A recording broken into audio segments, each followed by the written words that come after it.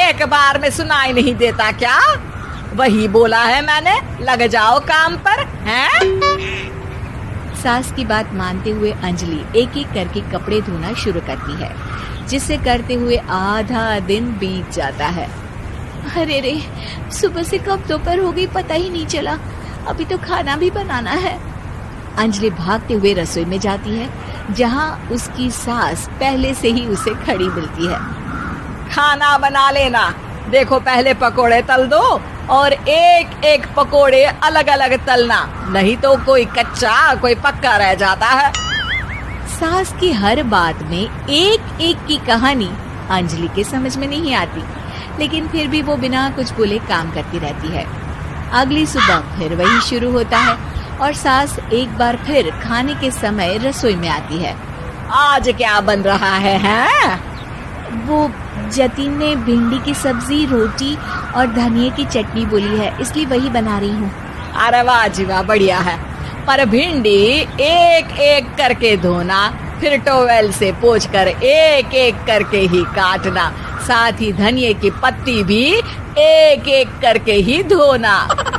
अरे पर मम्मी जी। अरे क्या पर? सफाई का ध्यान रखना आता भी है या नहीं, हैं? मैं ये सब सबकी हेल्थ के लिए ही तो कर रही हूँ ना, और तुम अरा परा करती रहती हो, हैं? सास की बातें सुन अंजलि हैरान रह जाती है। मैं तो सिर्फ सोचती थी कि जानबूझकर मेरा काम बढ़ाने के लिए ये सब करती हैं, पर ये तो काम बढ़ाने के साथ परेशान भी करना चाहती हैं। मैंने इनकी कौन सी बहस खोल दी जो इतनी दुश्मनी निकाल रही हैं? अब क्या करूं? अब अंजलि सास की बातों और हरकतों के बीच फंस जाती है। काम के लिए मना भी नहीं कर सकती, नहीं तो जाने कौन सा ड्रामा खड़ा कर दे। पर अंजलि, तुझे कुछ तो करना पड़ेगा। इतनी देर में जतिन भी वहां आ जाता है। अरे कौन ड्रामा खड़ा कर रहा है और क्या करना पड़ेगा? जतिन की बात सुन अंजलि सोच में पड़ जाती है। इन्हें सच बताऊं या नहीं? पर अगर ये गुस्सा हो गए तो? वैसे भी अपनी माँ से बहुत प्यार करते हैं, फिर उनके खिलाफ कुछ सुन कैसे लेंगे? अंजलि ये सब सोच ही रही होती है कि जतिन फिर बोलता है। अरे क्या हुआ, कहाँ खो गई? अरे नहीं कुछ नहीं, वो मैं टीवी सीरियल के बारे में सोच रही थी। यहाँ और कौन ड्रामा करेगा? अरे तुम भी ना, चलो मैं चलता हूँ। इसके बाद कुछ दिनों तक अंजलि सास को सबक सिखाने के लिए अलग अलग प्लान सोचती रहती है, पर उसे सास के एक एक करके काम करवाने की आदत बंद करने का कोई तोड़ नहीं मिलता। अगर ऐसे ही चलता रहा तो कहीं मैं एक दिन अपने सिर के बालों को भी एक एक करके सुलझना ना शुरू कर दूं। पगली हो गई है क्या? अकेले में क्या बड़बड़ किए जा रही हो? वैसे आज खाने में क्या है? आलू की सब्जी। तो फिर आलू को अच्छे से काट कर उसके कटे हुए कपड़ों को एक एक करके ही धोना है। बिल्कुल, इसे कैसे भूल सकती हूँ? मेरे जी का जंजाल। अरे बातें कम काम ज्यादा हैं।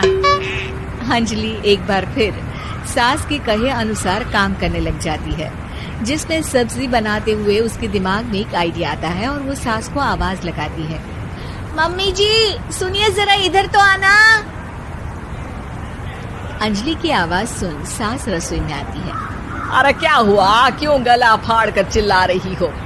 कुछ नहीं, वो सुबह कपड़े धोने की जल्दी में नहाई नहीं थी और अब शाम की पूजा भी करनी है, तो आप जरा सब्जी देख लीजिए ना, तब तक मैं नहा कर आती हूँ। अंजलि सास को रसोई में छोड़कर नहाने चली जाती है। इसी तरह देखते देखते 4 घंटे बीत जाते हैं, लेकिन अंजलि बाथरूम से बाहर ही नहीं निकलती, जिसे देख सास उसे आवाज लगाती है। अरे बाथरूम में ही समाधि लगा ली क्या? यहाँ सब्जी बनकर ठंडी भी हो गई और अभी तक तेरा नहाना खत्म नहीं हुआ। मम्मी जी जैसे आप कहती हैं ना, मैं वैसे ही एक एक करके अपने बाल शैम्पू कर रही हूँ। तो अभी 3 घंटे और लगेंगे, तब तक काम और जतिन को खाना सर्व करना आप संभाल लेना। इस तरह अपने नहले पर बहू का दहला देख सास शॉक्ड रह जाती है, जिसके बाद से घर में एक एक करके करने का आलाप बंद हो जाता है।